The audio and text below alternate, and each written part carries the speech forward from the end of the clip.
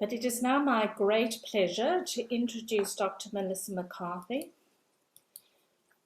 who's doing our webinar tonight. Dr. McCarthy is passionate about the potential of telepractice to provide families with access to the best possible services, no matter where they live. So she was instrumental in developing Australia's first nationwide telepractice program for children who are deaf or hard of hearing. And Dr. McCarthy has dedicated the last 10 years to researching the effectiveness of telepractice for delivering family-centred early intervention. And nobody in the world, I think, knows more about this.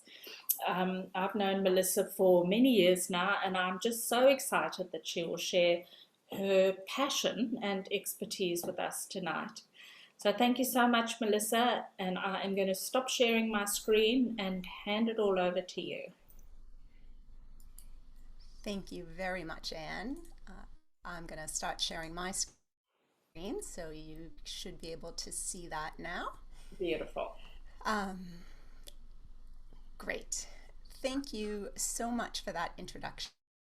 As Anne said, we have known each other for quite some time, and very excited to be here tonight. It's really an honor to work with Aussie Deaf Kids and share my research and the information I know about early intervention. So I know it's really late for some people, but it's perfect for me because I'm a bit of a night owl, and I'm just wondering if there are any other night owl types out here tonight, or is the room full of early birds who just can't wait to get to bed? Just quickly type in chat which group you think you put yourself in. I'm going to get my chat box open so I can see what's going on over there. I want to make sure the chat's working for everyone. Yeah.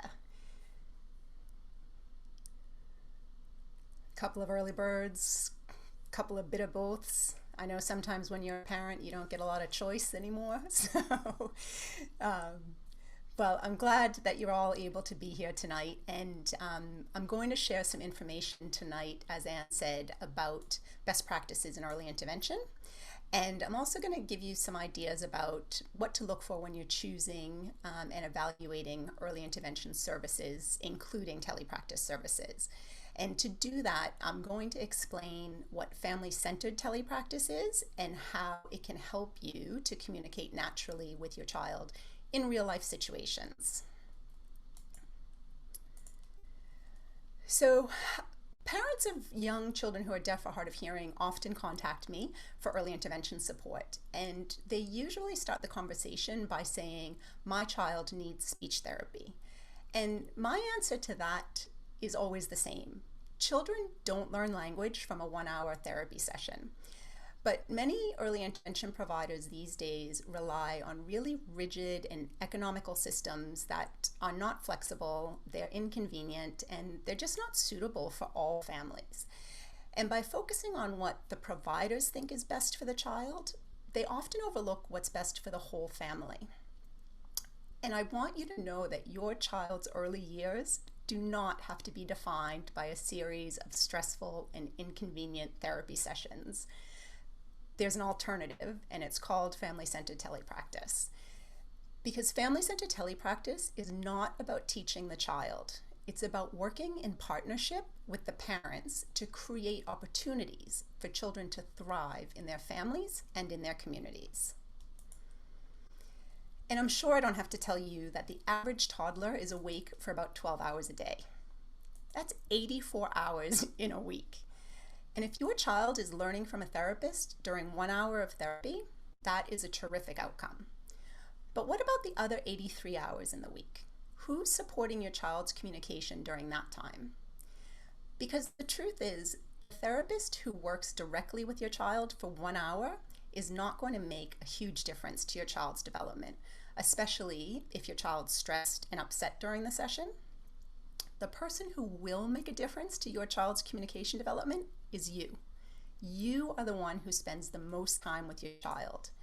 And you need to communicate with your child all of the time, not only during a therapy session.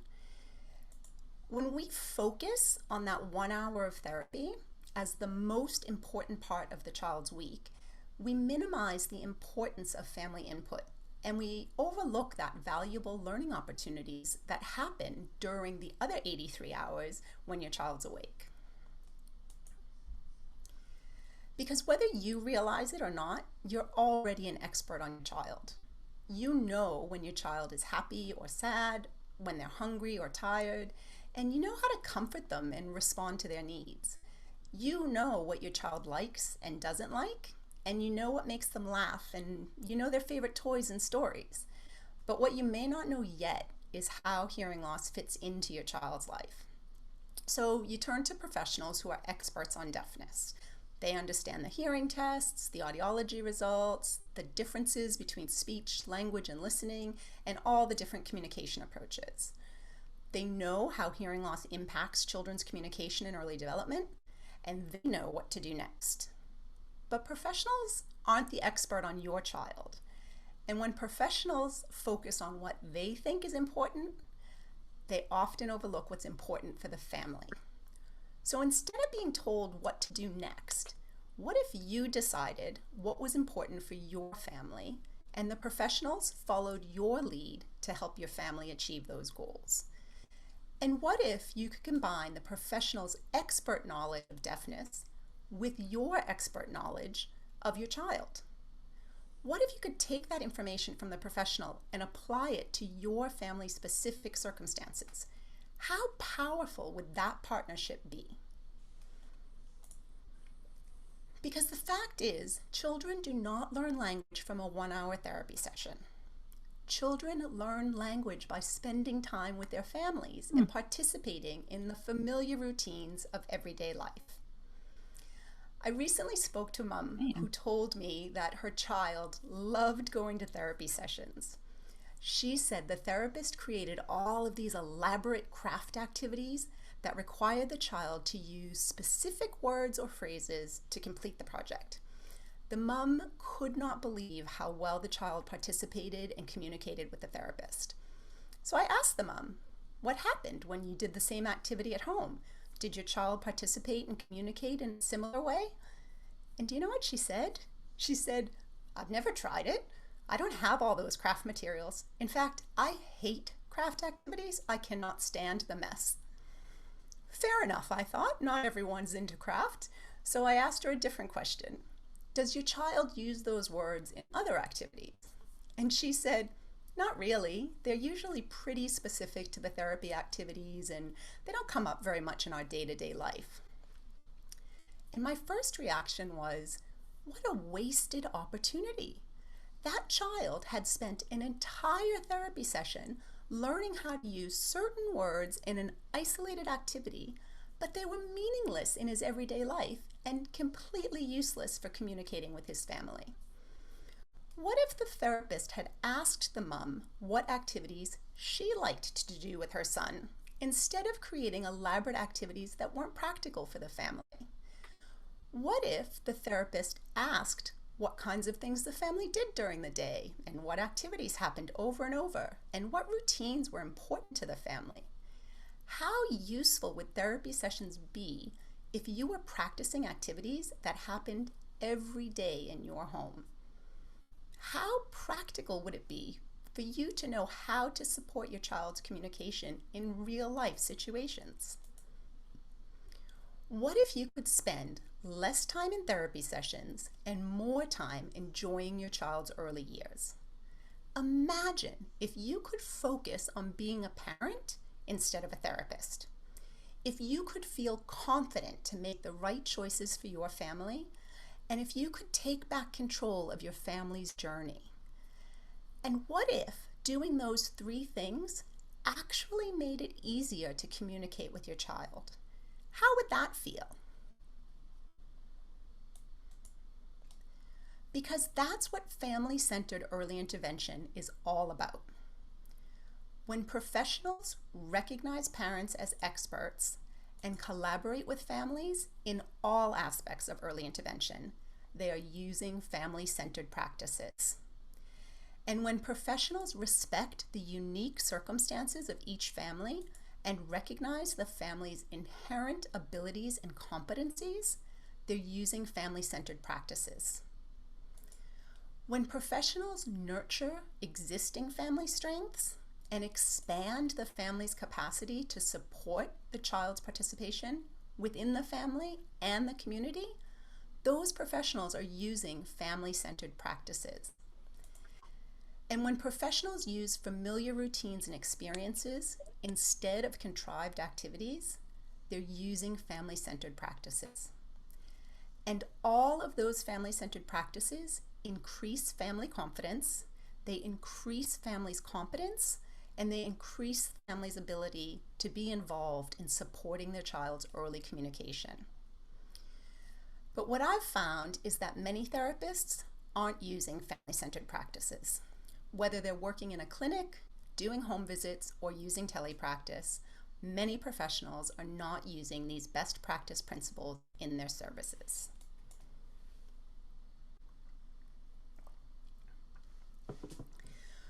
When your child is deaf or hard of hearing, there's a lot of unknowns. But one thing is certain. You want what's best for your child and your family. So you follow the advice of professionals and you search for services that can support your family and help you achieve your goals.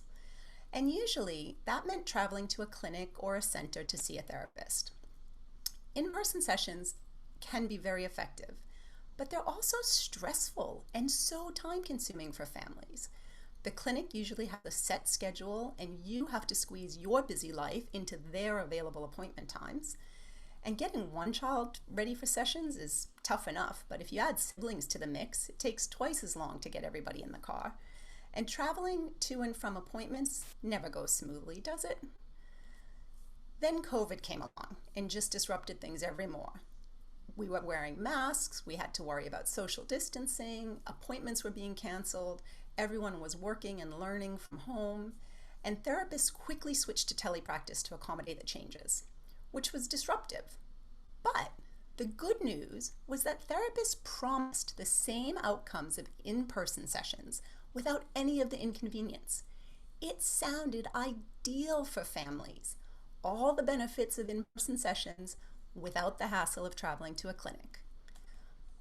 But many parents were left disappointed by telepractice because their children cried in sessions. The parents felt stressed, siblings were left out, and telepractice just didn't deliver what the therapist promised. Instead of being a convenient and effective solution, telepractice felt like a waste of time.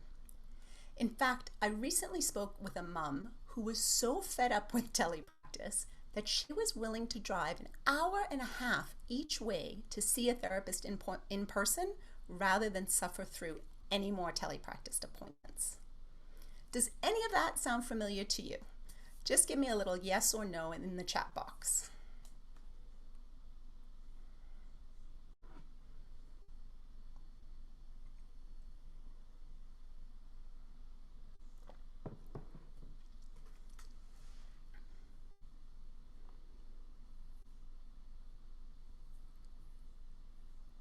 So it looks like we have a bit of a mix. Some people have had similar experiences and some people have not.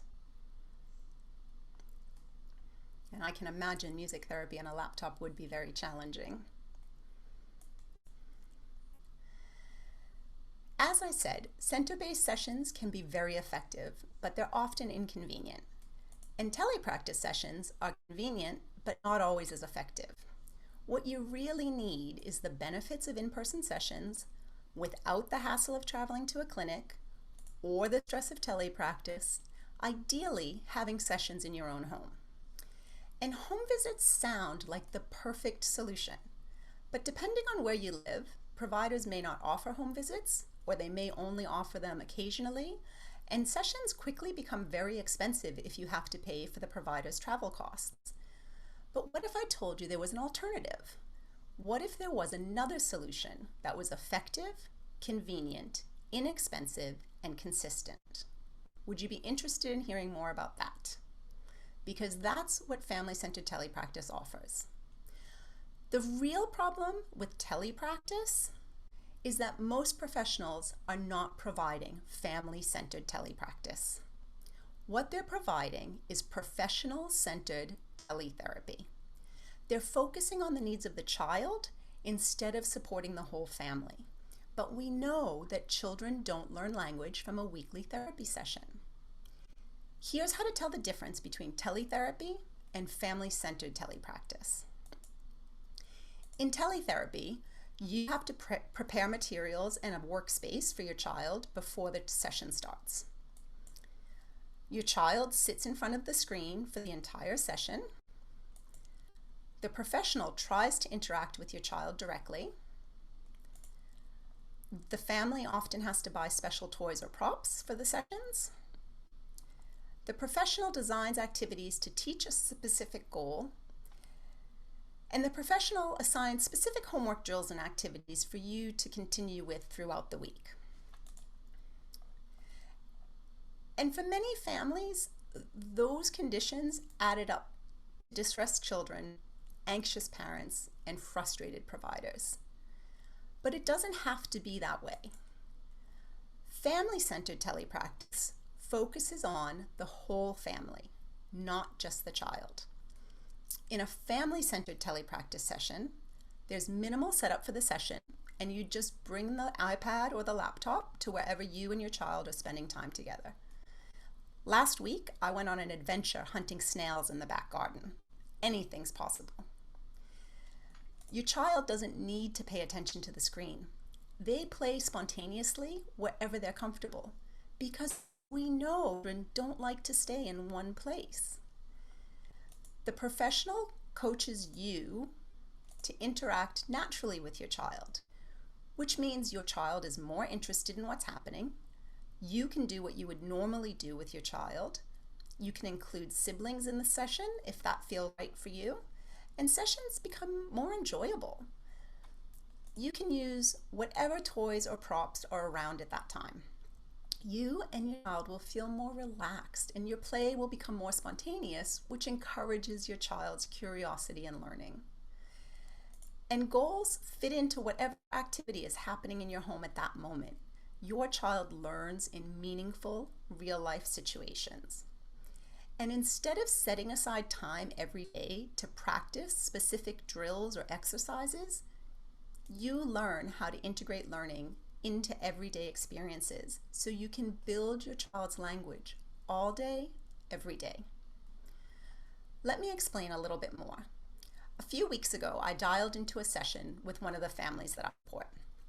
When I connected, the mom, Donna, said, "Change your plans, Melissa, we're not playing dolls today," which is usually her daughter's favorite activity. So I said, "Sounds interesting. What's the story?" Donna said, "We're making pesto." Apparently, her daughter, Chloe, was demanding pesto for lunch, and Donna didn't feel like going back to the shops, so she decided to make pesto from scratch. What fun! I could never have planned that activity in advance, especially because I don't have a Thermomix in my office. But Donna had decided to take advantage of that moment, and I immediately thought of tons of ways to incorporate Chloe's language goals into that activity. We could sequence the steps in the recipe, talking about what we do first, what we do next, and then what. We could expand Chloe's vocabulary by talking about different vegetables and herbs, and we could connect that back to what was growing in her own garden. We could talk about action words like cutting and chopping and stirring and mixing and pouring. We could talk about quantity, like we need a bit more, or we need another one, or there's not enough milk, or we need both of those vegetables. We could practice measuring and weighing and all of the related language and math concepts that go with that, like heavy and full and half and cups and spoons and measure. The possibilities are endless. So Donna read through the recipe with Chloe, they talked about the ingredients, then Donna listed the ingredients and Chloe gathered everything from the fridge. There weren't enough pine nuts, so they got to talk about different kinds of nuts and found a substitute for that category. Then they talked about the steps in the recipe and practiced following directions. So at the end of the session, Chloe had her pesto and Donna had ideas for practicing language while she cooked meals every day that week. And by combining Donna's knowledge of what was happening in her home at that moment with my knowledge about communication development, we were able to create a meaningful, real-life experience that could be repeated over and over that I could never have planned. Family-centered telepractice is an innovative approach that's fun for your child, it's practical for you, and it's relaxed and enjoyable for everyone. Family-centered telepractice supports you as the parent to communicate with your child all day, every day, to be the expert on your child, and to manage in real-life situations. But many parents are still reluctant to continue with telepractice, and that makes sense because most families are receiving teletherapy, not family-centered telepractice. And as COVID starts to settle down and the world begins to return to a new normal, people are so excited to be done with telepractice and get back to in-person sessions. But what I'm seeing is that more and more providers are moving their services to telepractice permanently. The uncertainty of future COVID outbreaks, the self-isolation rules, the quarantine requirements, and the resulting staff shortages just combine to create way too much risk for professionals to continue with in-person visits in the short term. And in the longer term, organizations will find it more cost-effective and more efficient to use telepractice more often. I understand how frustrating telepractice can be. I've been working through this mode since about 2005, and it was definitely not as easy back then as it is now. I've worked with hundreds of families like yours across Australia, and I actually established the largest telepractice program in Australia at Next Sense back when it was RIDBC.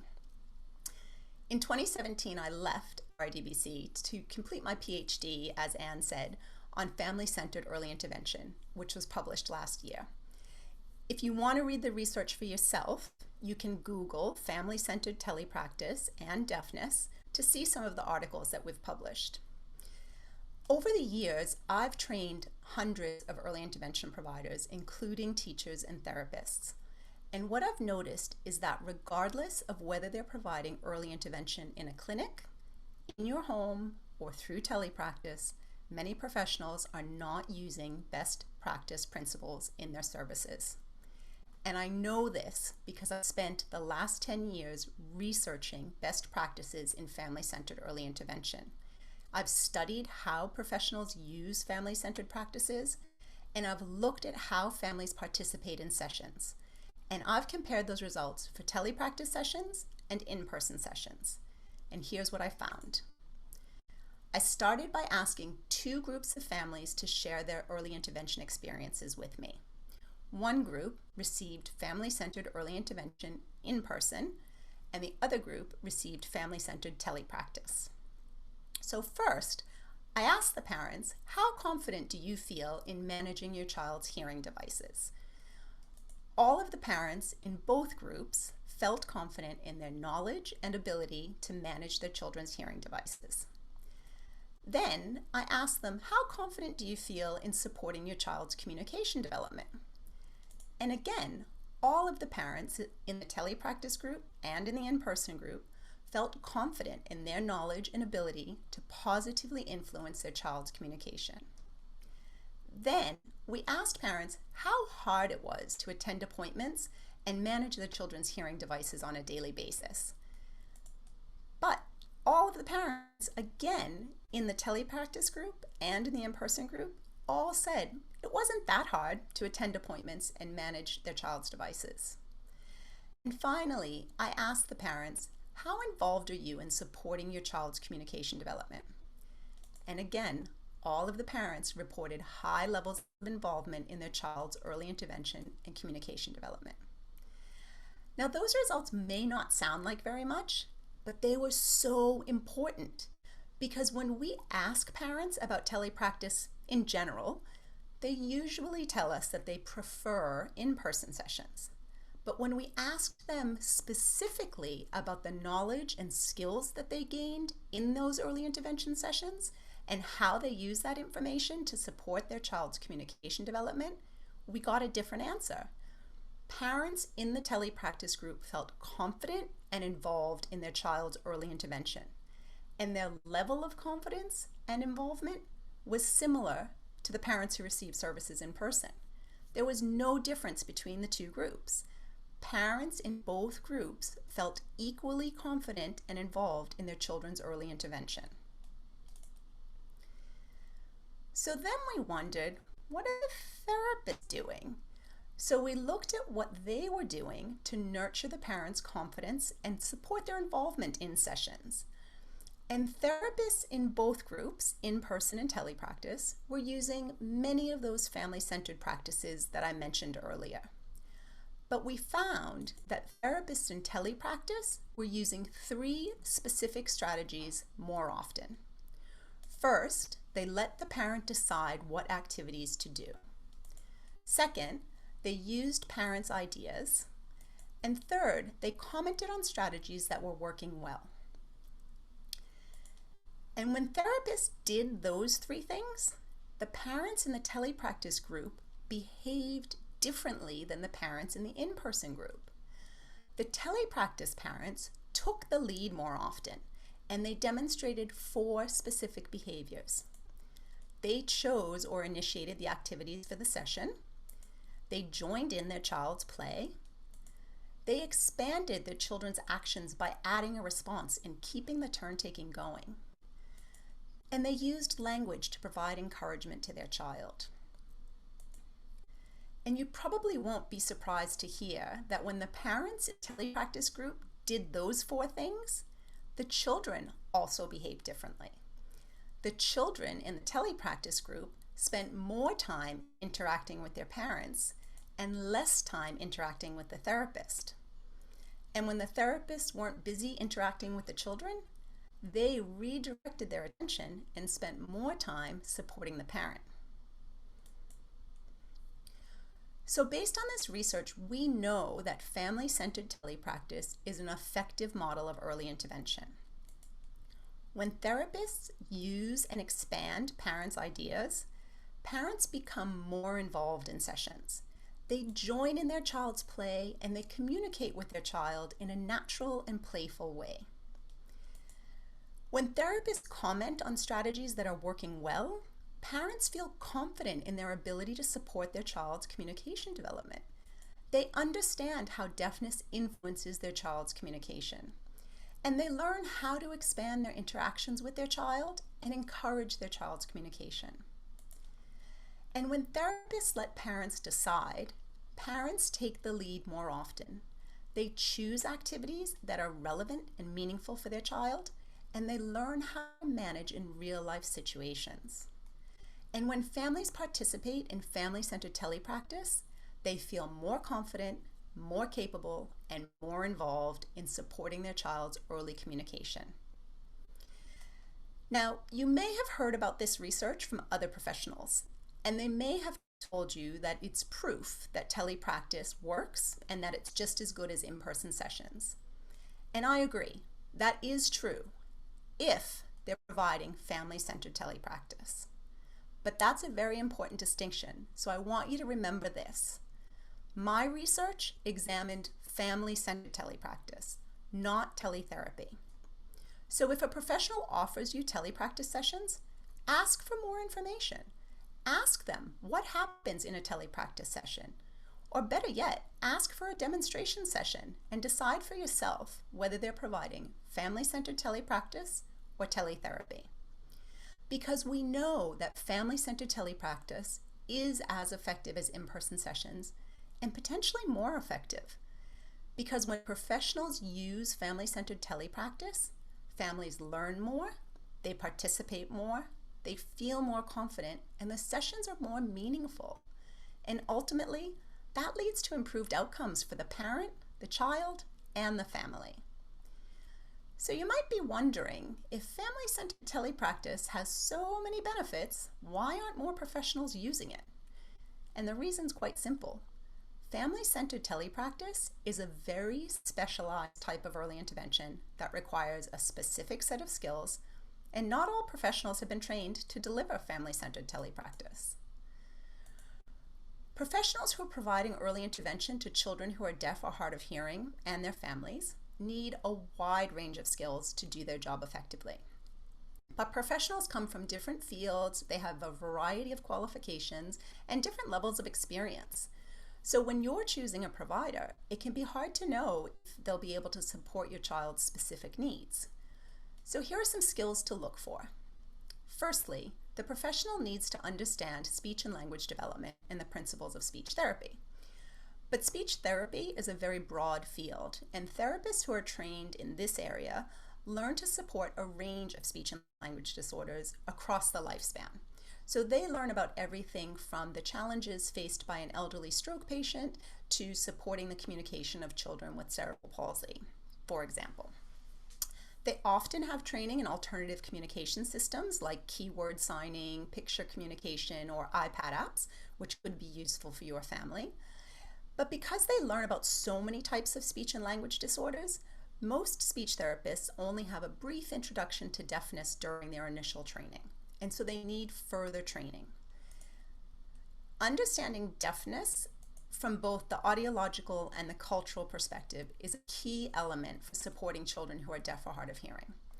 Teachers of the deaf are specifically trained in educational audiology, which includes knowing about the causes of hearing loss, interpreting hearing test results, and managing hearing devices. They also learn about the deaf community, deaf culture, and Auslan. And some teachers of the deaf choose to specialize in listening and spoken language, and they receive additional training and experience in speech and language development, child development, and parent guidance.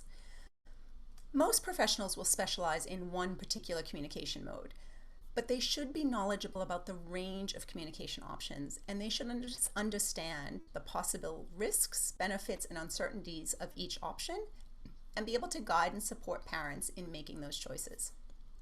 Ideally, Auslan supports should be provided by a fluent signer who's involved in the deaf community and can connect families with deaf role models and other signing families.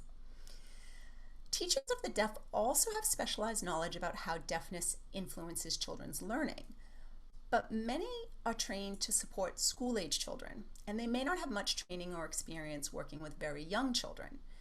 And if they're providing early intervention, professionals need to be knowledgeable about the early years. They need to understand infant and toddler development and recognize key developmental milestones. So for example, early childhood teachers are trained in those areas. They learn how to support young children's development, their learning, and their well-being through play and social interactions. But much of their training focuses on providing education and care in safe and supportive learning environments rather than in the family home. So they may not be familiar with the family-centered practices that we talked about earlier. So professionals often learn about family-centered practices by completing additional coursework or professional development. And finally, using technology to deliver early intervention is actually a specialty area. Although most professionals would be competent at using technology as a tool, very few have received specific training on how to provide effective services through technology. And believe it or not, professionals who are providing family-centered telepractice need to be skilled in all of these areas. Research shows that professionals' expertise in these areas is linked to the quality of services that families receive. And some areas may be more important to your family than others, and your family's needs may change as your child grows. And not all professionals will have all of these skills, so you'll need to think about that, talk to the providers, and weigh up your priorities across their skills. So when you're choosing an early intervention provider, ask them about their skills, ask them about their training, and ask them about their experience. Make sure the professionals you choose to support your family have the skills they need to do that. I believe parents are the most significant influence in their child's early years. Parents instinctively know what works for their child and can sense when something is not working. We know that children learn language when they are surrounded by familiar communication partners and provided with multiple opportunities to engage in meaningful social interactions within familiar environments. That means children learn language by spending time with their families and participating in familiar routines and activities. I want you to feel confident that you're making the right choices for your family and to feel fully supported in your role as the parent of a child who is deaf or hard of hearing. So how do you know if family-centered telepractice is right for you? And how do you choose the best early intervention provider for your family? Well, you start by making an informed choice. Parents need to make choices for their children every day, and parents of deaf children often need to make decisions about issues that are new or unfamiliar to them. Informed choice means that you have reliable information about all the options, so you can decide which choice is the best fit for your child and your family right now. Making decisions can be difficult. The sheer volume of information can be overwhelming, and it can feel confusing when people offer different views and opinions about what you should do. But remember, you are an expert on your child, and you know what's best for your family. You are capable of making decisions that are right for your child and your family for right now. And there are frameworks to guide you through the decision-making process so you can feel confident in your decisions. Today, I'm going to share one model for decision-making. You may find it useful to help you making an informed choice about whether family-centered telepractice is right for your family or to help you choose an early intervention provider.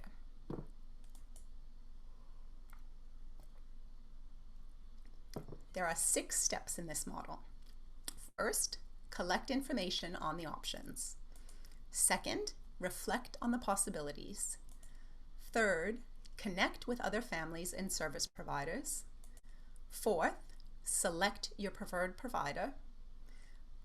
Fifth, project the anticipated outcomes of your choice. And finally, correct your decisions if needed. So first, collect information about your options. Gather evidence from a variety of reliable sources. Look at websites, read books and articles, ask providers for their brochures, and talk to the people who support you, like your child's pediatrician, your audiologist, your child health nurse, friends, family. All of those people can give you important support. Read through all that information and consider the risks, the benefits, and the uncertainties that are associated with different approaches and different services. Then, reflect on what that information means for your family. Review the information you've collected and consider how each program relates to your family's circumstances, your child's needs, and your preferences. What matters most to your family? Which service is most closely aligned with your family's values and priorities? And if you have any other questions, write them down so that when you go to visit with service providers, you can ask them. Thinking about the information this way will help you to develop a picture of your family's ideal intervention experience, and you can share that with providers when you meet with them. Which is the next step. Once you have that ideal model, you can connect with families and providers to find out how each program works and how it lines up with your expectations. Ask families about their experiences with different services. What did they like? What didn't they like? Interview providers about how their program works. Ask about their early intervention approach and ask about their skills and training. Can you try a session before you decide? Next, it's time to select your preferred provider. By now, you've gathered information and evidence from a variety of reliable sources. You understand the risks, the uncertainties, and the benefits of different services, and you may even have some firsthand experience with different providers. With all of that information, you'll be able to select the service that is the best fit for your family right now. But we know that decision-making is an ongoing process. So the decision-making doesn't end once you've selected your service provider. The next step is to project the outcomes you hope to achieve from this choice. Decide what success will look like for your family with this provider. Discuss those expectations with the provider and agree on a time frame for reviewing your plan. And finally, you may need to correct your decisions over time. Continuously monitor the success of your choices as defined by your previous expectations, and review your satisfaction with the provider. Is the service meeting the expectations that you set and agreed to with the provider? Is the service helping you to meet the goals that you have for your family? Correct your plan if you need to and make any necessary adjustments. And remember, informed decision making is an ongoing process. Don't be afraid to adjust your plan or change your decisions over time. If you aren't satisfied with the services you're receiving, it's okay to ask for a second opinion. If you're not sure what to do next, talk to your friends and family or another professional, or seek out a trusted advisor. So, is family-centered telepractice the right choice for you? Well, only you can make that decision, but here's what my research found. Family-centered telepractice is an effective model of early intervention that supports parents who want to build language in real-life situations. Family-centered telepractice focuses on the whole family, not just the child, because we know that children don't learn language from a 1-hour therapy session. And when families participate in family-centered telepractice, they feel more confident, more capable, and more involved in supporting their child's early communication. You spend the most time with your child. Take advantage of that precious time together to build language and maximize your child's communication opportunities. If you spend 1 hour a week in a family-centered telepractice session, you can learn how to build your child's communication and language in everyday activities, and you can communicate naturally with your child throughout the day. Imagine how many learning opportunities your child could have throughout the week. You are the expert on your child. When you combine your expertise with the professional's knowledge of deafness, you will understand how deafness influences your child's communication. And when professionals work in partnership with you, you will feel supported to develop your child's communication in a way that makes sense for your family. And instead of struggling through 1 hour of teletherapy with a professional, your child could be learning all day, every day, through meaningful interactions with their family. By making learning fun and integrating it into your daily routines, you can spend less time in therapy sessions and more time enjoying your child's precious early years. Which means you can focus on being a parent instead of a therapist. You can feel confident to make the right choices for your family, and you can take back control of your family's journey. Now, I understand that family-centered telepractice isn't for everyone. Every family is unique and has their own priorities and needs. Different families will benefit from different early intervention models. You need to make the choice that's right for your family, and a decision-making model like the one I showed you today could help you to do that. Families who will benefit most from family-centered telepractice are parents who want to partner with professionals, who want to decide what's best for their family, who want sessions in the comfort and convenience of their own home, and who want to make language learning part of every day. And most importantly, family-centered telepractice benefits parents who want fun and joyful family experiences with their child during their child's early years. So if you want to support your child's communication in real-life situations, in your home, in a fun and playful way, then family-centered telepractice may be a good choice for your family. If you'd like a copy of the decision-making model, you can send email at melissa@melissamccarthy.com.au, and I'll pop that into the chat in a minute. And if you have any specific questions, you can email me. Or go to my website and we can book a free call together and I'll answer any questions that you have. So right now, I'm ready to take some questions, and if we run out of time, like I said, you can email me or call me and I'll do my best to answer everything. So I might just leave, I'll pop my email over here in the chat, and then I'll stop screen sharing and turn it back over to you, Anne. Oh, thank you so much, Melissa.